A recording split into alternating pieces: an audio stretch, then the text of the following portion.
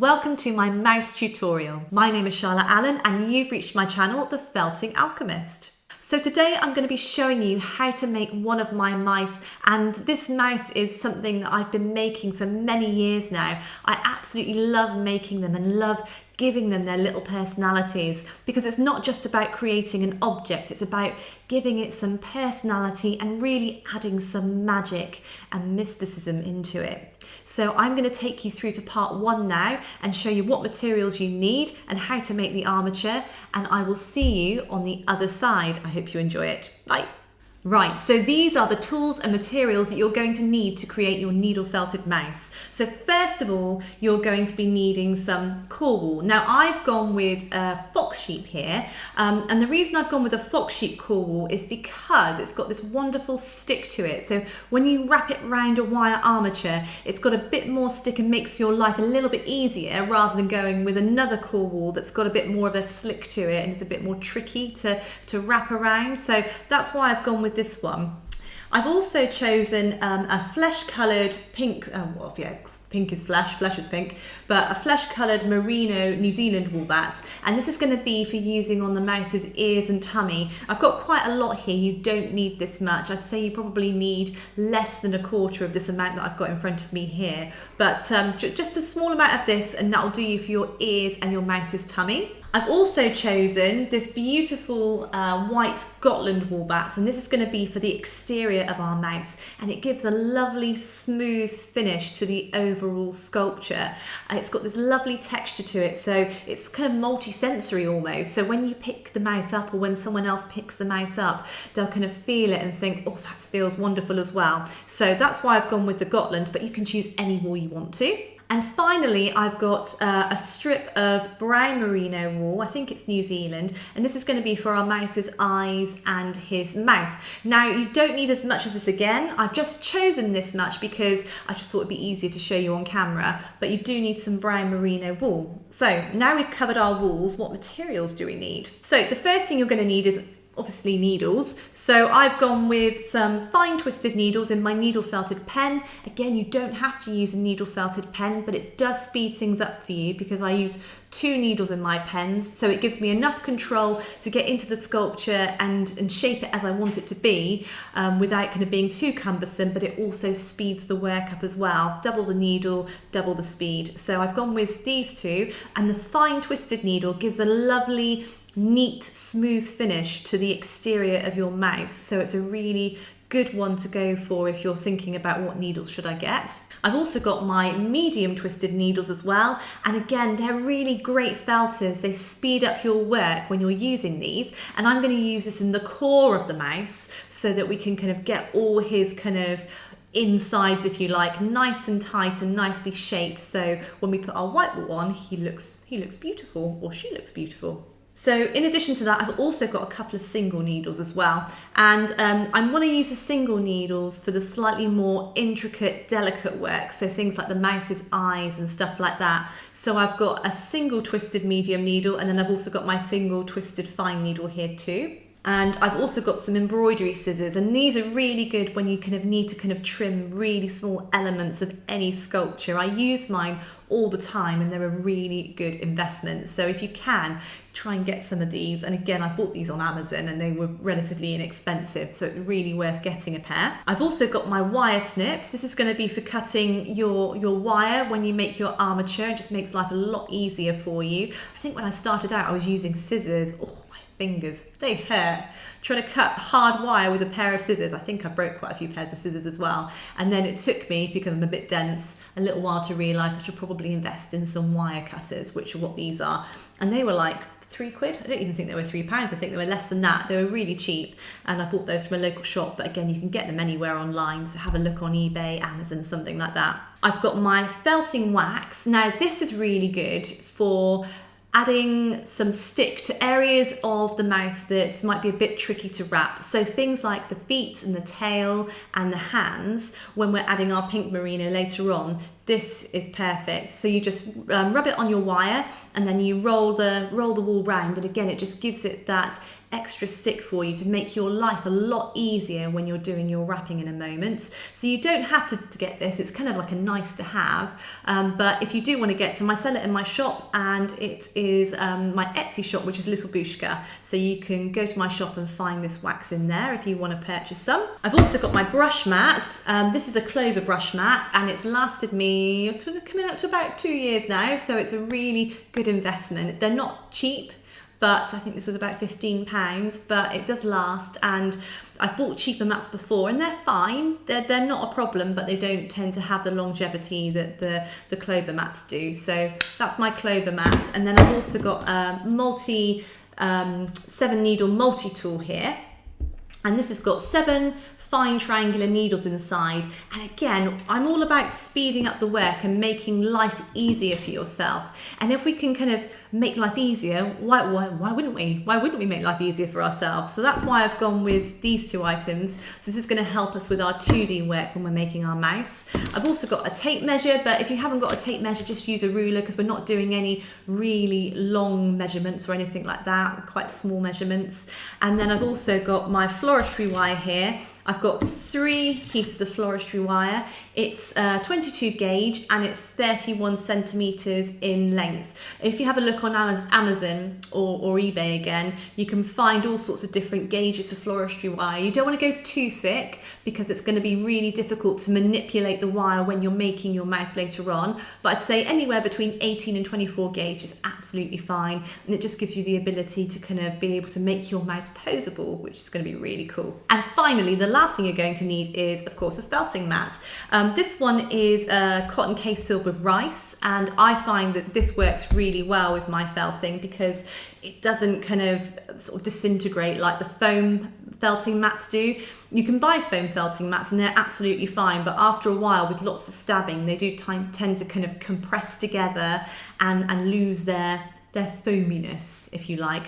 Whereas this is kind of kept going and going and going. It was a bit more expensive. I think I paid about £9 from this, from a company called The Makers, who specialise in felting products. But you could probably make your own as well if you're kind of handy with a sewing machine, which I'm not. I'm not handy with a sewing machine at all, so I had to buy it. But yeah, you could make it yourself. Just pop a zip in, and then you just fill it with rice, and then Bob's your uncle, you've got yourself a felting mat. So that is all the tools and materials that we need for this tutorial. So let's move on to the first step. Right, so the first thing we need to do to make our mouse is to make the armature for it. So the first thing I'm going to do is I'm going to take one of our floristry wires and I'm going to bend it in half. And this is exactly the same as the tutorial I made a little while ago on how to make an armature for almost anything. So you want to bend it in half and then just pinch it at the top, like so. So you've got one bent in half, or this one wants to do its own thing. And then take a second one and do exactly the same thing, just bend it in half. And you want your 2 ends to meet evenly, okay? Pull through your finger. So I've used my forefinger here just to pull it up taut and then just squeeze together, like so. There we go. So once you've squeezed it together, what you want to do is take the first one, and we're going to twist this, and we're going to twist it nice and tightly so that we have about 1 inch of twist. So I'm going to start quite high, and I'm just going to go 1, 2, 3, 4.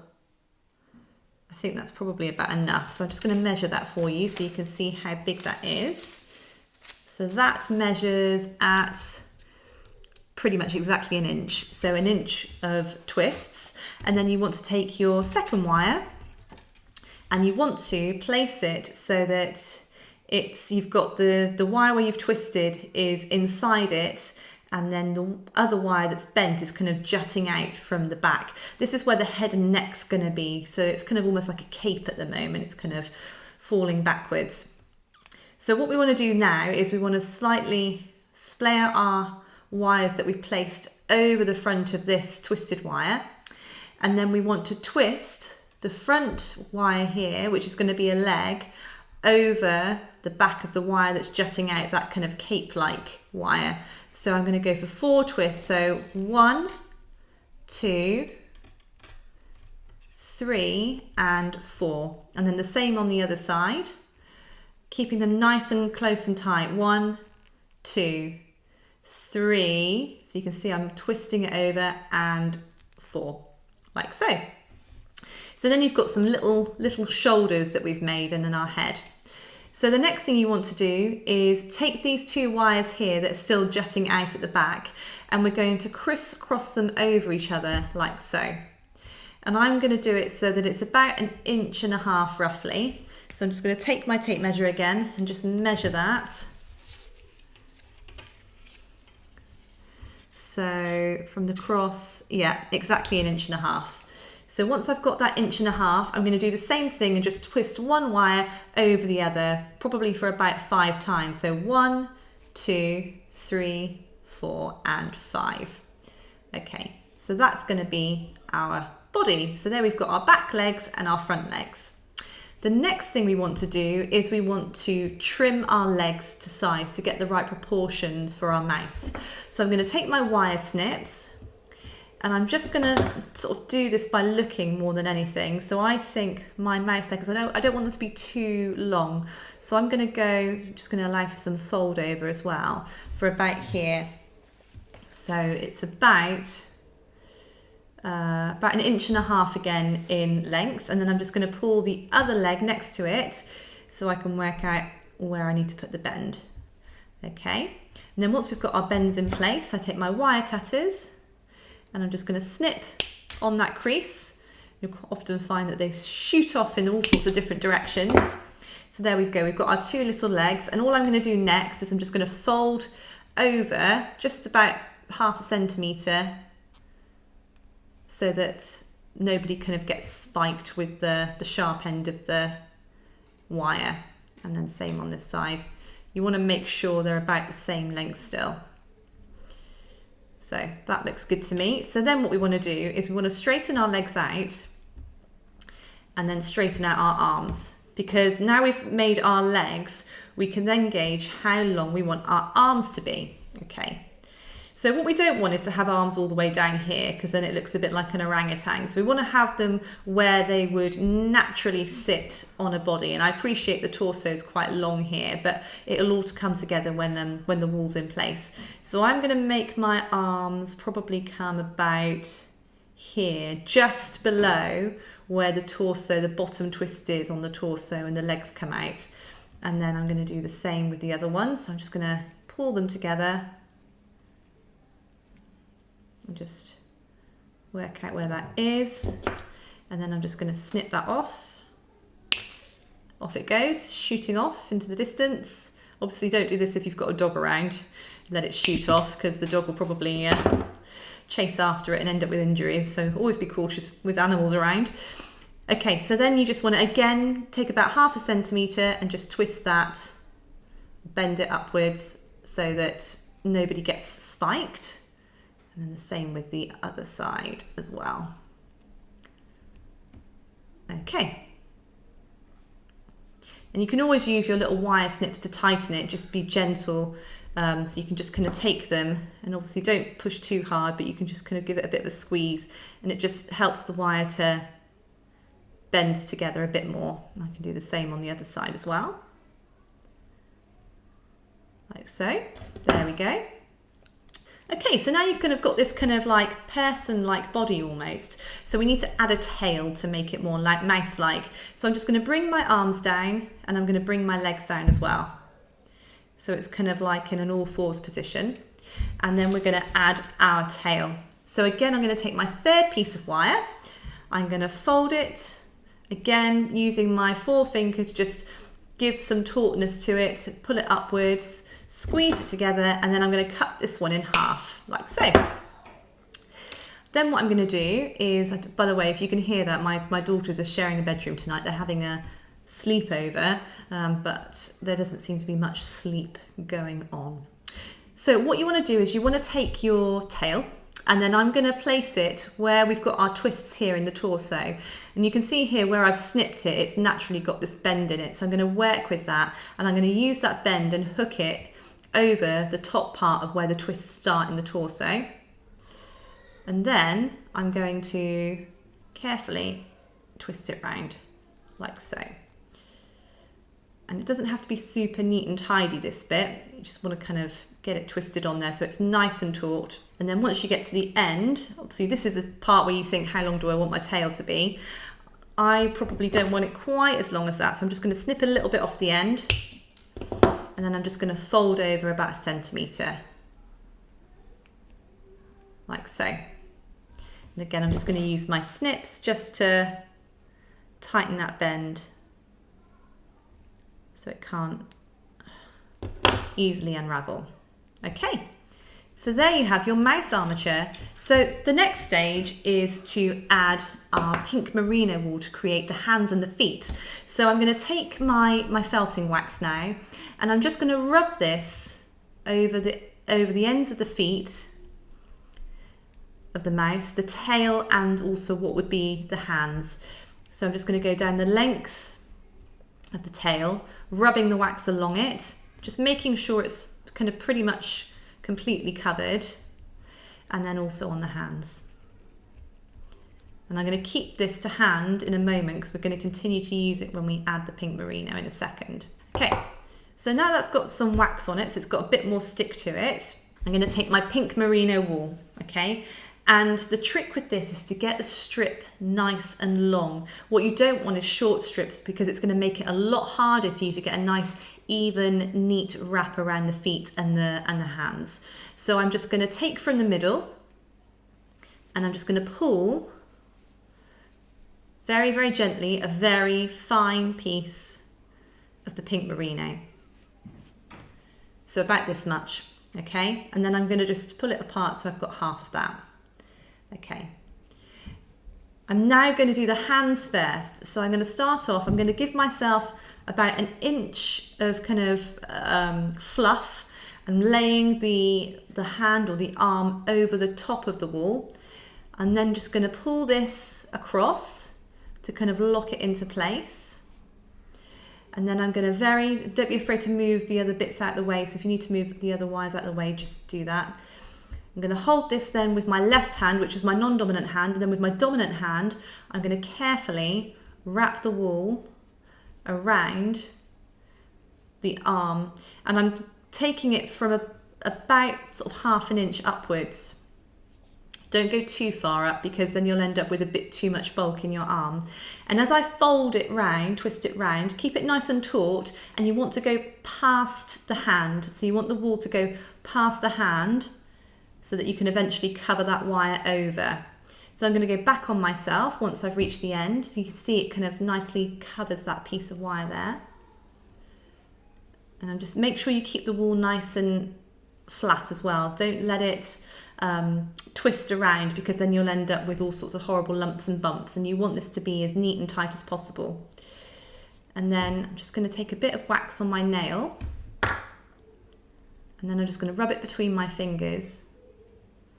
And then I'm going to use that wax on my fingers to then go for another wrap down at the bottom, and then wrap up back towards the top. And that wax on my fingers just helps to lock it all into place. And you'll find that you don't really need to do any needle felting. As long as you keep it nice and tight and pull that excess away, it should stay in place. So I went for 4 wraps there, so up, down, and up, down. So that's your first hand done. And then you want to do exactly the same thing with the second hand. So I will see you in a minute when I've completed the second hand. Okay, so both his hands are wrapped now. So now what we want to do is wrap his legs, and it's exactly the same technique. The only difference is we're going to go for an additional 2 more wraps around the legs just to get them a bit more chunky. So I'm going to go back in again, and I'm going to take some more of my wool. Once again, we want to get a nice, long, thin strip. So the width of it is probably about 1.5 centimetres, but it is very thin and wispy, okay?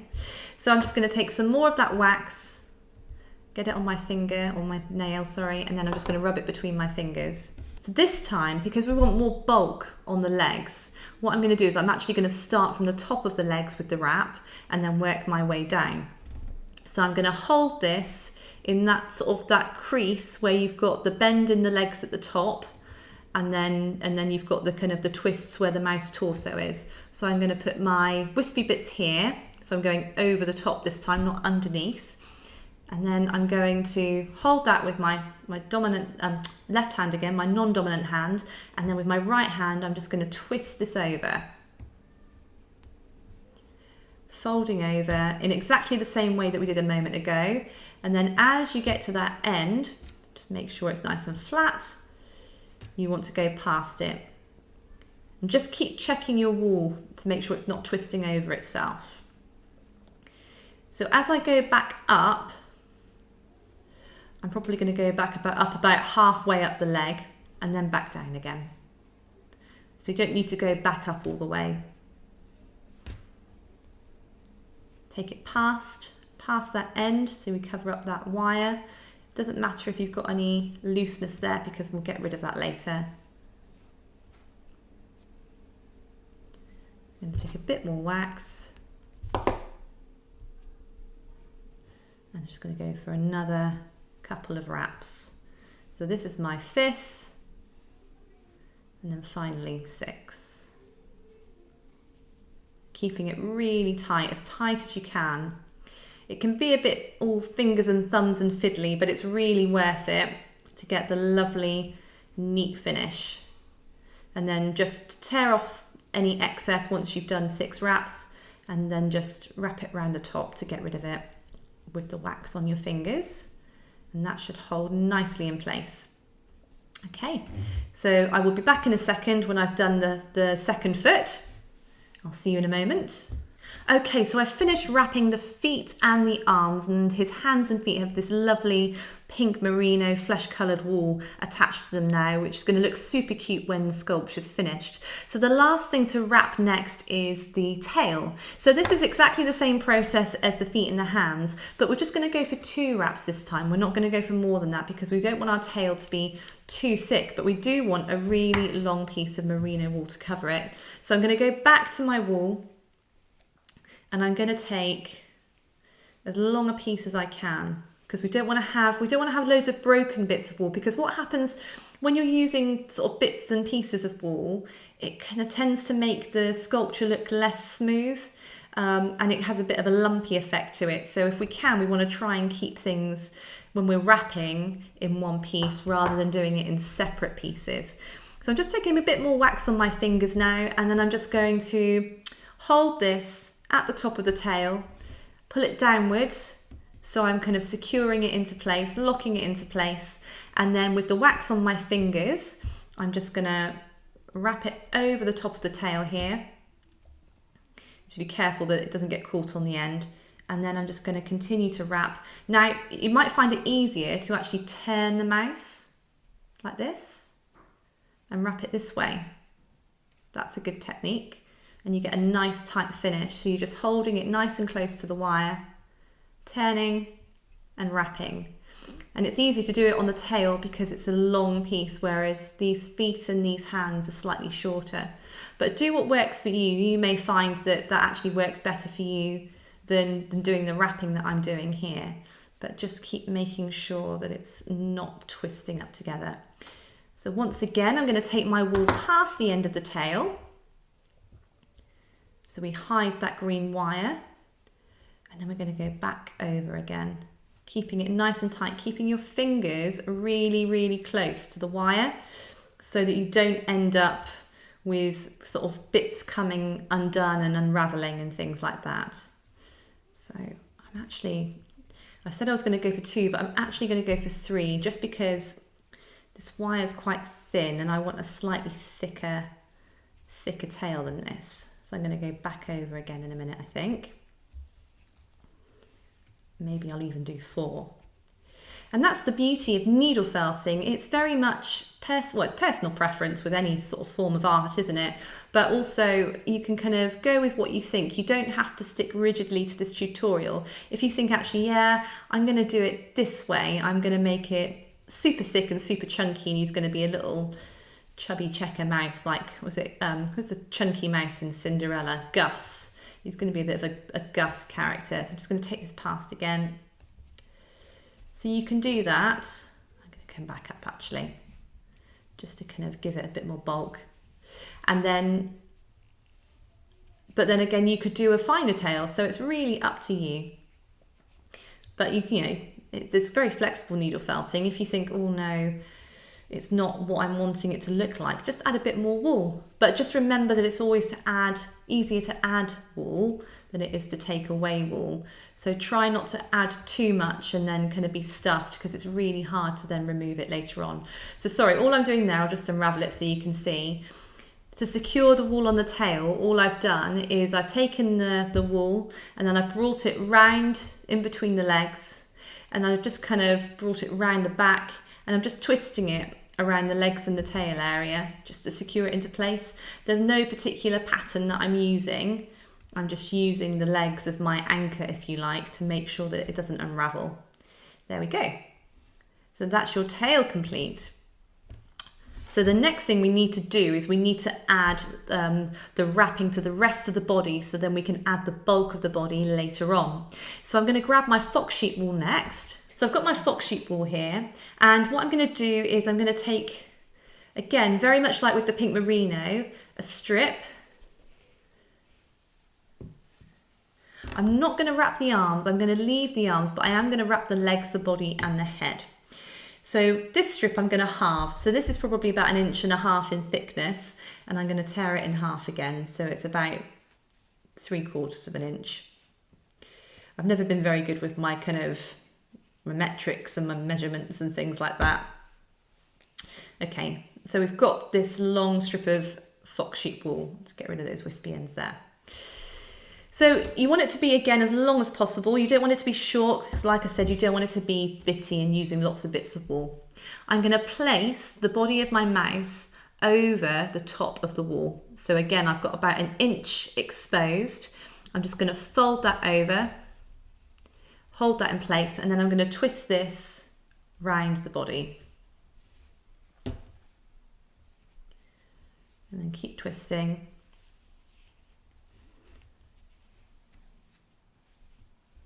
Until you reach under the arms, like so. And then once you reach under the arms, what you want to do is you're going to bring the wool across and then up over one of the arms, and then bring it back around then underneath. So you might want to sort of rewind this and go back so you can see. And then the second time I'm going to go up, then I'm going to go over the other side, across, and then over around the middle. And then I'm going to take this wool and I'm going to then bring it back down towards the bottom of the torso, twisting it round again, just to create a bit more bulk. So I've got something to stab into when I add the other core wool in a moment. And then I'm going to take it back up again. It doesn't matter if this bit's too thick, because we're just using this as a way of stabbing. It's kind of like an anchor for stabbing our core wool into in a moment. So don't worry if it's too thick. And then again, I'm just going to go back over the shoulders. So I'm taking this over the right shoulder, bringing it over, and then I'm just going to bring it underneath and then across the body, round the back, over the left arm. So, and then back over. And then once I've done that, I'm just going to grab my felting mat, and I'm just going to take my medium needles and I'm just going to felt that down. Just be cautious, you've got wire in here, so don't stab too hard. Try and kind of just do it lightly. It's just so nothing unravels. And I'm just going to felt these loose pieces over here as well. And when you've got wire in something in the middle, it's always good to kind of felt along the sides, so you don't end up breaking your needles, and always keep your fingers out the way. A really good way of felting is obviously always have it on the mat, always stab downwards, and always, if you're not using felting gloves, you use your nails as a bit of a barrier, so you're kind of holding it like a claw. This is what works for me. And then just felt downwards into the mat, like so. Okay, so that's the body done. So let's add our head. Let's go back to our wool that we pulled. Get rid of that bit.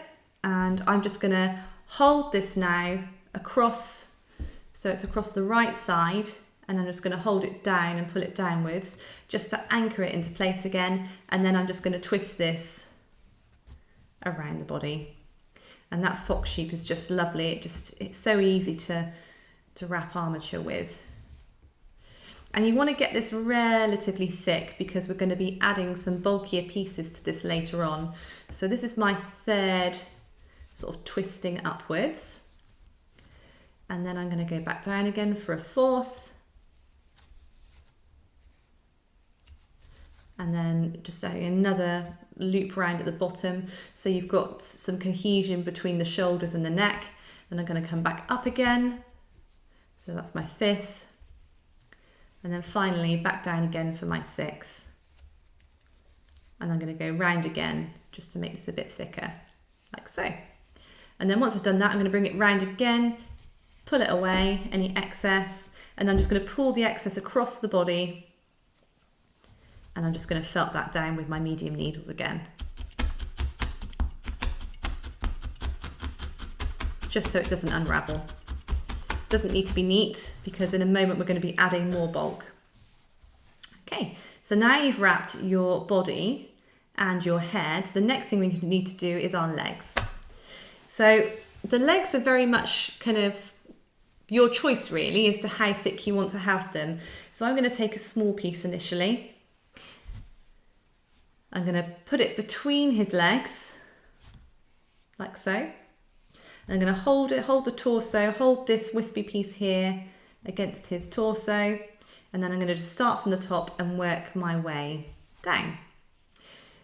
What you want to achieve with the legs is you don't want to completely cover this pink because it kind of defeats the whole object of putting the pink on in the first place. So you want to leave about 1 centimetre of the pink wall exposed, and then you're going to take it up nice and tight. And then you're going to go to the top and you're going to go for some extra twists at the top because we want more bulk up here because this is going to be his little thigh and we want this to be slightly slimmer. So then I'm going to bring it back down again, not all the way, just a little way.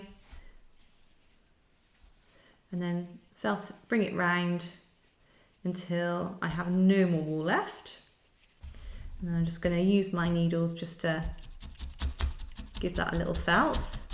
Just down the side, remember the wire inside. Okay, and then we're going to go for the same thing on the other leg. So again, I'm just going to take a small amount of wool and then I'm going to, again, hold it on the torso and then wrap this around the leg towards the end of the foot. Don't cover the foot and then back up. And then just use your first leg as a guide as to how thick you want the second leg to be. I'm just going to go, I'm just checking it at the moment. That looks pretty good to me. So I'm just going to tear away this excess, and again I'm going to just felt that into the body.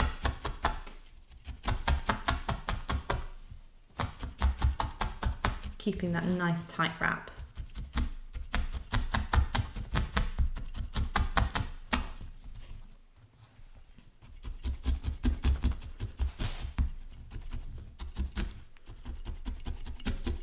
Just give the legs a bit of a felt.